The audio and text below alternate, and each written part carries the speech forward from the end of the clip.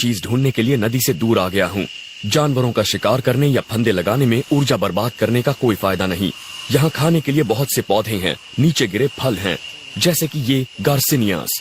ये मेरे बहुत काम का है। इसका स्वाद लीची जैसा होता है और इसमें ढेर सारी नेचुरल शुगर होती है।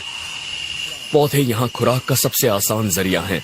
3 साल पहले एक लड़का सिर्फ केले खाकर और नदी का पानी पीकर जिंदा रहा। फिर उसने अपना रास्ता ढूंढ लिया था।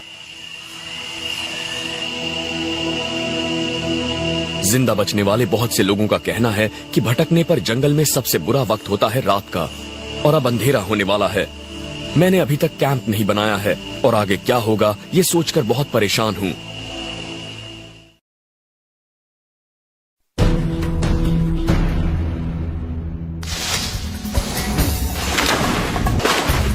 मैं कोस्टा रिका के रेन फॉरेस्ट में हूँ और मुझे बाहर निकलने का रास्ता ढूंढना है। डिसेंट्री डायरिया का एक बिगड़ा हुआ रूप है। शायद मैं इसका शिकार नहीं हुआ हूँ। शायद मेरे पेट में कोई वायरस चला गया है। हो सकता है मैंने गलती से किसी बैक्टीरिया या जानवर के मल को छू लिया हो। मुझे यकीन है कि मैंने कल जो पानी पिया था वो साफ था, लेकिन इसने मुझे याद दिलाया कि मुझे और ज्यादा सावधान होना चाहिए। पानी में बहुत से वायरस और माइक्रोब्स होते हैं, इसीलिए हाइकिंग पर जाने के दौरान हमेशा पानी साफ करने वाली गोलियां ले जाइए।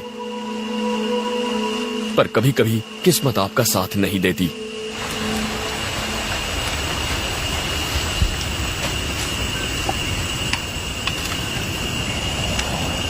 मैं इस पानी को कम से कम 5 मिनट उबालूंगा ताकि इसका साफ होना सुनिश्चित हो जाए। डायरिया के दौरान शरीर से पानी और सॉल्ट निकल जाते हैं और अब मेरे सामने हीट स्ट्रोक का भी खतरा है। अगर ये चीजें साथ में हुई तो जानलेवा हो सकती हैं। हीट स्ट्रोक के लिए जरूरी नहीं कि आपको भटके हुए कई दिन हो गए हों। हर साल हाइकर कम पानी पीने की वजह से भी मारे जाते हैं।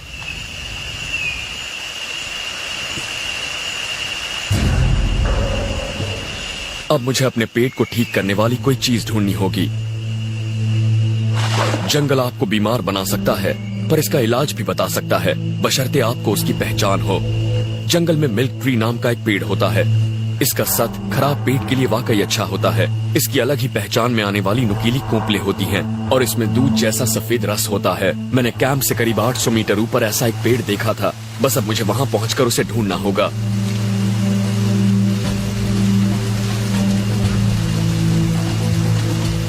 इस तरह से चढ़कर ही मैं जल्द से जल्द ऊपर पहुंच पाऊंगा। शरीर में ताकत नहीं है, पर मैं जंगल में भटकते हुए आधा घंटा बर्बाद नहीं करना चाहता।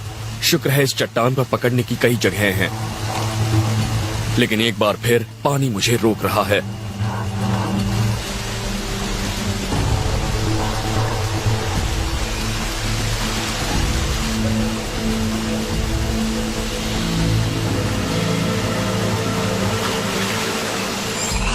अब मुझे वो पेड़ ढूंढना है।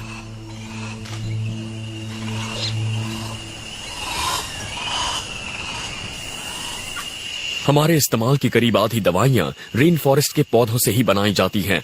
पेन किलर आइब्यूप्रोफेन को मंकी लैडर ट्री कहलाने वाली इस बेल से निकाला गया था। बस जाहिर है कि आपको ये पता होना चाहिए आप क्या ढूंढ रहे हैं,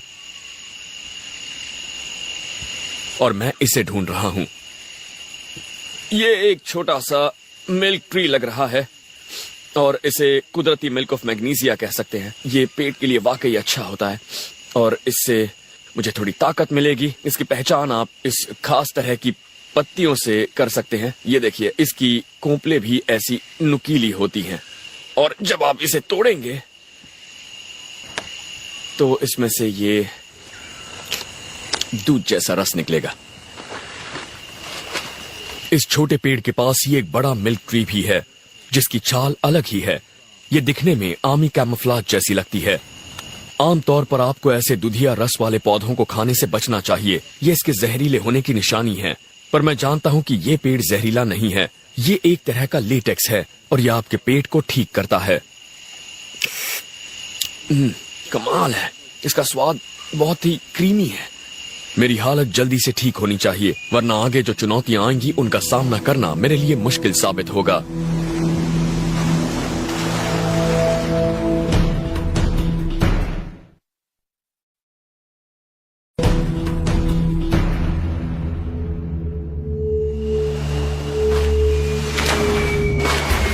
मैं पूरी तरह से ठीक तो नहीं हूँ, लेकिन मुझे नदी के साथ साथ धारा में नीचे की तरफ उतरते रहना होगा।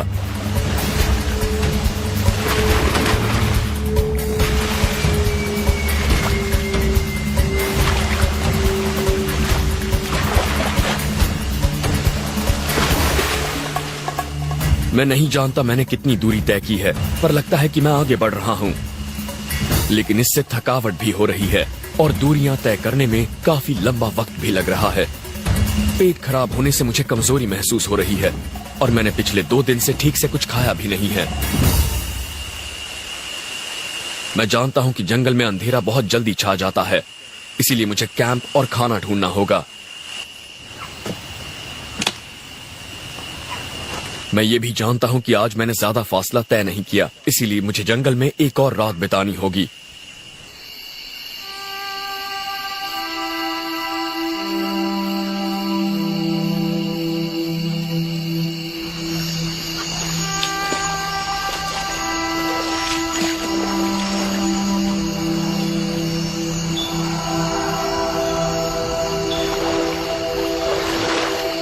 मैंने आग जला ली है और कैंप भी बना लिया है। अब मैं यहाँ पर कुछ मछलियाँ पकड़ने की